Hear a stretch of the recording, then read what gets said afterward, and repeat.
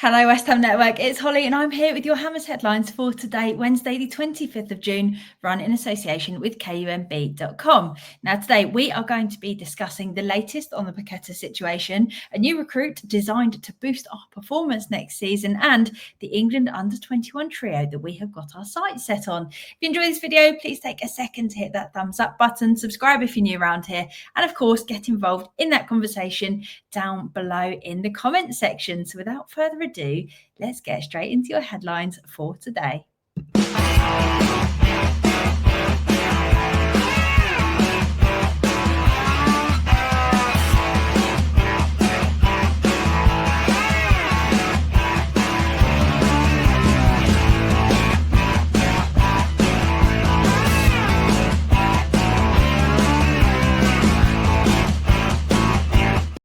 For your first story today, Hammers News have reported that we could be waiting a little while still to find out Paqueta's future, according to the spokesperson for the owners. So it leaves it really hanging in the balance whether or not we're going to be able to sell Paqueta to help find some more money to spend this summer. So the spokesperson for West Ham's board has confirmed that there is currently no update on Paqueta's case or a verdict being imminent. But they've also confirmed that if he is cleared, that they expect Saudi clubs to be very, very interested in getting his signature. Now, the interesting part is that we don't know yet whether Paqueta would be happy to move to the Saudi League. And if he would, it could mean a decent payday for both him and a good chunk of money that West Ham could use this summer. The benefits for Paqueta could be this lucrative deal that is in a place where also he might be under a little bit less pressure following the case. And it's thought that we will be wanting at least £40 million for Paqueta, with the hope that we will hold out for a decent offer, seeing as he is under contract for another 2 years, or technically 3 if we choose to extend until 2028. Now, of course, there are other clubs, including Flamengo, that are looking to capitalise on the situation that we find ourselves in and offer a lowball offer for him, with them reported to have offered £29.5 million for his signature. As a reminder, though, we paid $51 million for him, according to TNT Sports. So that would be a huge decrease in value, which goes without saying. It was always going to happen when we found ourselves in this position. But it really feels like a bit of Russian roulette, really, to find out whether it's best for us to actually take an offer and get what we can for him, or run the risk of him being banned and us getting absolutely nothing for him soon.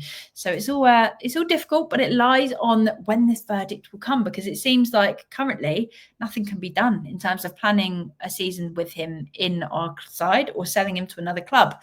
But should he be cleared of the charges, it's thought that the interest could very quickly ramp up, and we should be ready to move for other players once we can work out whether or not we'll be able to get some money in for him there. Hopefully it doesn't drag on much longer, though, for everybody's sake, but we will have to wait to see what happens. Now, for your second story, the dream team is building as lead sports psychologist James Bell has been recruited. So he worked with Potter at Brighton and was said to have played a key role in building a winning mentality and resilience within the squad. And that's exactly what we've brought him over to West Ham to do.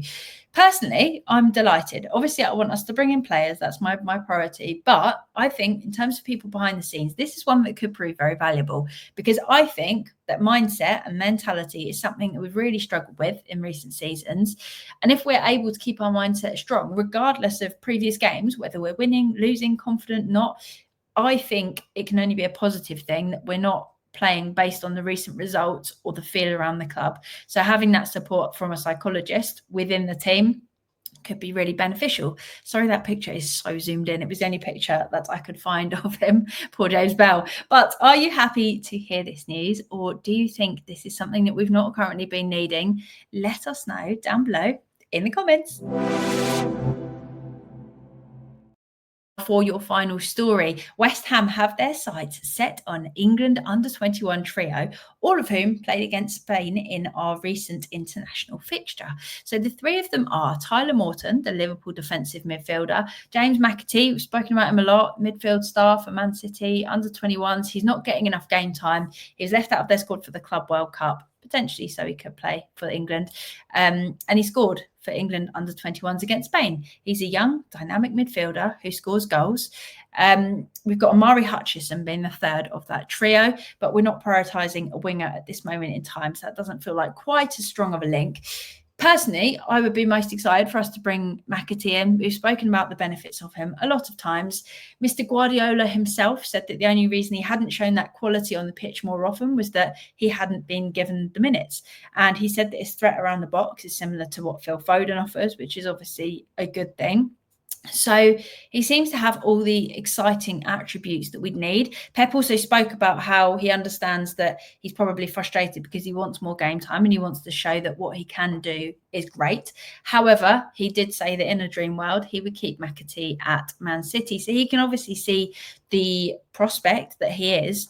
And I think it could be a really exciting one to bring to West Ham if we can really tailor things to keep his development going. So we bring in a hidden gem, somewhat hidden, he's kind of noticed, and we can help keep him growing and keep him turning into the brilliant players that he looks like he could be in the future.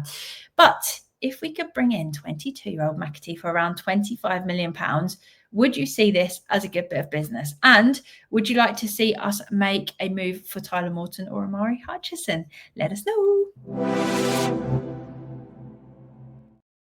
There you have it. Those have been your Hammers headlines for today. Thank you so much, as always, for watching. We appreciate each and every one of you. If you haven't already, please hit the thumbs up button as well and get involved in the comment section, because I really enjoy hearing everyone's thoughts on what we want to happen, what we think should happen.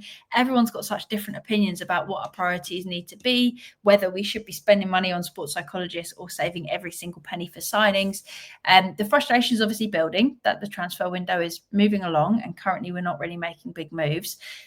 So it does feel as though we need to get rid of some people, but we're also not doing that. So it's a bit of a stagnant summer transfer window, shall we say, so far. But there are lots of links and lots of youngsters that we're being linked with as well, which I think could be a good thing. If we're picking the right people that have a big future ahead of them, it could be the way that we find some hidden gems without spending a fortune, without placing all of our eggs in one basket. And it means that hopefully we can strengthen in the areas that we need and actually start building a younger squad with a future ahead of us rather than just looking at short-term fixes. So that's my hope. But let me know your thoughts down below in the comments section. That's been all from me for now. But thank you so much, as always, for watching. Check out the video from earlier today as well, where we run through basically what we can expect from pre-season and why this pre-season is going to be so pivotal for our future seasons as well. So go and take a look at that. And until next time, have a great day. Enjoy that sunshine. Come on, you irons. Irons.